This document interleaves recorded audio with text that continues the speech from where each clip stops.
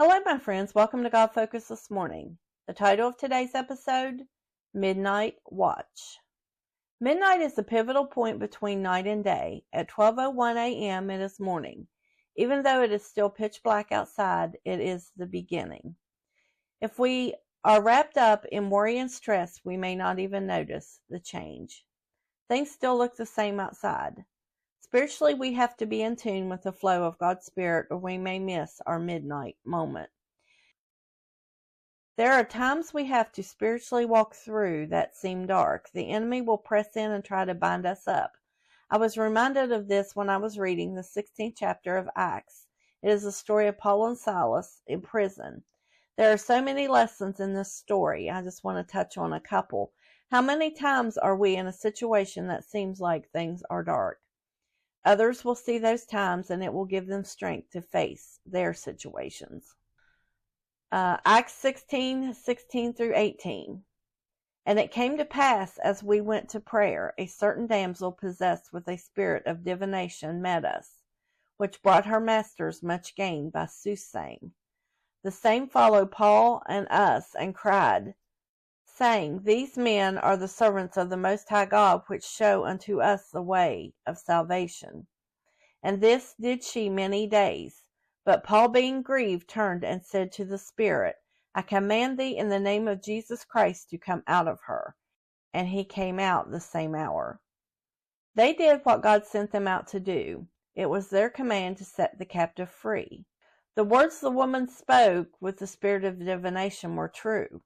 The enemy will tell the truth sometimes, but it was to distract people instead of encouraging them to listen to Paul and Silas. Paul grew tired of her and cast out the evil spirit. That would appear on the surface to be a good thing, but to those who were evil and exploiting her by making money from her soothsaying, it was not good for them.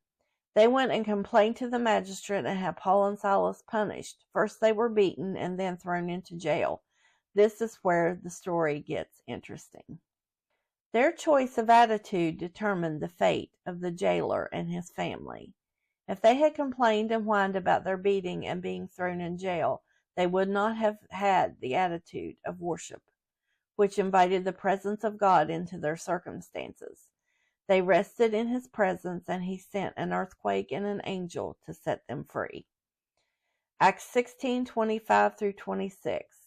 And at midnight Paul and Silas prayed and sang praises unto God, and the prisoners heard them. And suddenly there was a great earthquake, so that the foundations of the prison were shaken.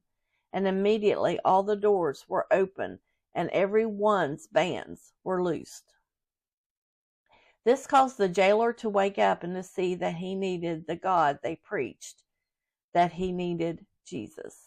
He fell down at their feet and asked what he needed to do to be saved. Acts 16:32 through 34. And they spake unto him the words of the Lord unto all that were in his house. And he took them that same hour of the night, and washed their stripes, and was baptized, he and all of his straightway. And when he had brought them into his house, he set meat before them, and rejoiced, believing in God with all of his house. But what if that pivotal moment at midnight, when things were about to change, they, instead of singing praises and trusting God, had a pity party? One would look at the other, my back really hurts from the beating. And the others would say, well, did you see the size of the guy that hit me? I don't know if it's God's will for us to be doing this preaching thing. In their moment of pity party, the opportunity passed by to be a light to the people in a jail. How many times do we miss our midnight hour miracles? How often do we not realize that the time has changed and it is a new day? We can be sure not to miss our opportunities by learning to praise in the good times and praise in the bad times. Our circumstances should not dictate our level of praise. The level of darkness around us should not affect our level of trust. I'm sure that not everyone in the jail was happy because they were singing. But they sang anyway, because our miracle may be just what is needed to wake up the jailer and set him free. So as you're watching for your midnight to turn to 12:01 on your new day of your miracle, keep in mind that Paul and Silas prayed and sang praises to God. Invite God's presence into your circumstances, and He will set you free. Thanks for watching. Until next time, be bold, be brave, and keep your God focus. Like, share, and subscribe for more encouragement. Have a wonderful weekend.